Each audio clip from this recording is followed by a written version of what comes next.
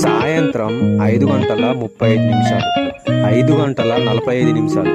అప్పుడే చీకటిగా మారి అప్పుడే తెల్లారింది. ఇక చూడండి మా పని ఎలా ఉందో. 50 కేజీల జొన్న మూట అయితే పైనుండి కిందకి దించడం అయితే జరిగింది. మేమిద్దరం కూడా చూడండి ఎలా అలిచిపోయామో. అవి చాలా బరువుగా అయితే ఉన్నాయి. మేమైతే ఒక ప్లేస్ లో దించి కొంచెం రెస్ట్ అయితే తీసుకుంటున్నాము. చెమట కూడా మామూలుగా అయితే రావట్లేదు. దేవుడా ఎప్పుడు వెళ్తాంరా బాబు కిందకి అనిపించింది. ఇప్పుడే కాదు, ప్రతిరోజు తెల్లవారుజామున మాకు ఎక్సర్సైజ్ చేసినట్టు ఉంటది.